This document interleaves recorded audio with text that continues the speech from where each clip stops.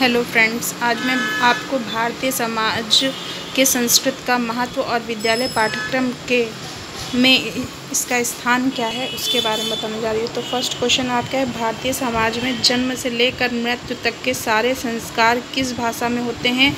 तो आप जानते हैं संस्कृत में उच्चारण होता है। चाहे इंसान का जन्म हो चाहे मृत्यु हो, सब चीज़ संस्कृत भाषा से ही निर्धारित होती है। इसलिए क्या आंसर हो जाएगा आपका? राइट, संस्कृत हो जाएगा। संस्कृत भाषा सेकंड आपका ऑप्शन है।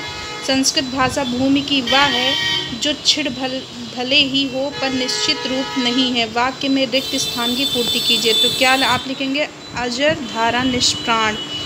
संस्कृत आंसर क्या हो जाएगा? संस्कृत भाषा भूमि की वह अजर धारा है जो छिड़ भले ही हो पर निश्चित और निष्प्राण नहीं है। निष्प्राण मतलब व्यर्थ नहीं है, बेकार नहीं है। वाक्य में यही चीज़ की पूर्ति की जाएगी। फिर थर्ड पॉइंट आपका है, भारत को गौरवपूर्ण उत्तराधिकारी के रूप में संस्कृत प्राप्त हुई है।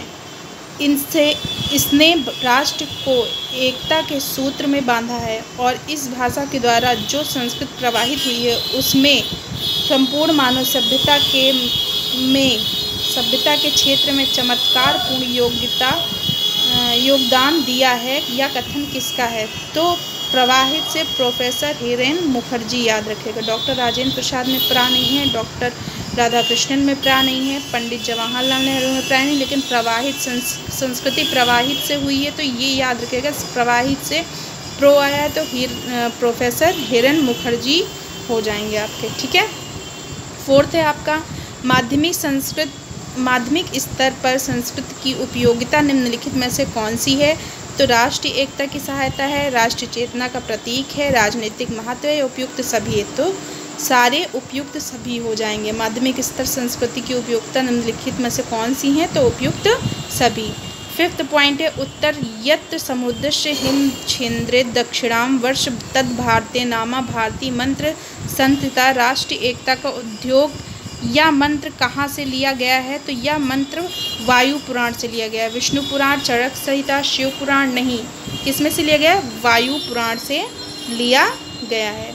फिर रेखा गणित के क्षेत्र में निम्नलिखित में से किसका पर्याप्त योगदान था? तो आचार्य भट्ट, ब्रह्मगुप्त, भास्कराचार्य द्वितीय या महर्षि मनु? तो ब्रह्मगुप्त हो जाएगा। सेवेंथ आपका है, पंचांगों के आधार पर निम्नलिखित में से किसके उदय और अस्त की गणना की गई है? तो किसके सूर्य उदय, सूर्य अस्त, सूर्य ग्रहण, सब में सूर्य आया है तो सूर्य उदय भी होता है और अस्त भी होता है, तो इसकी गणना क्या हो जाएगी?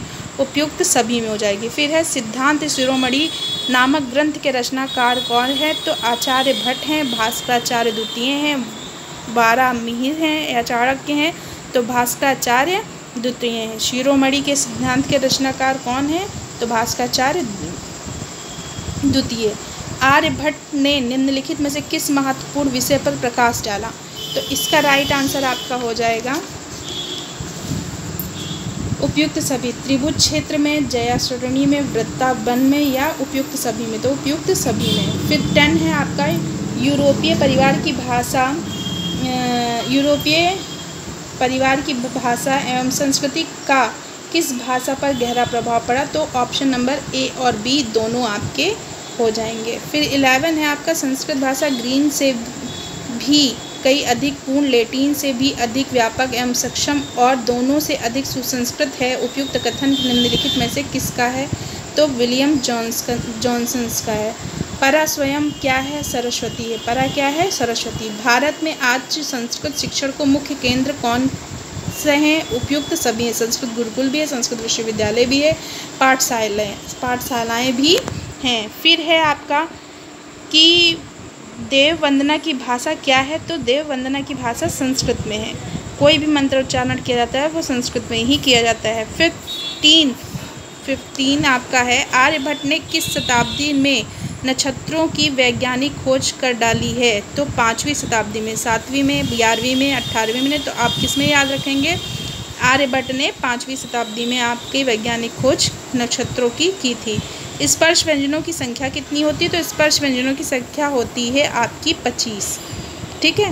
भाषा की दृष्टिकोण से भारतीय संस्कृति का स्रोत, ब्लर हो रहा है, रुक जाइए, भाषा की दृष्टिकोण से भारतीय संस्कृत का स्रोत है तो वो है संस्कृत। संस्कृत भाषा के वैज्ञानिक व्याकरण निम्नलिखित में से किस आचार्य महर्षि ने रचा? तो महर्षि पाणिनि ने रचा। उच्चारण का निम्नलिखित में से किस भाषा की विशेष महत्व है? तो उपयुक्त सभी भाषाओं का। संस्कृत का, हिंदी का, अंग्रेजी का, सभी भाषाओं का है। संस्कृत भाषा को सृजित प्राचीनतम ग्रंथ है, रिक्त स्थान की पूर्ति कीजिए। तो ये वेद में है। किस में है?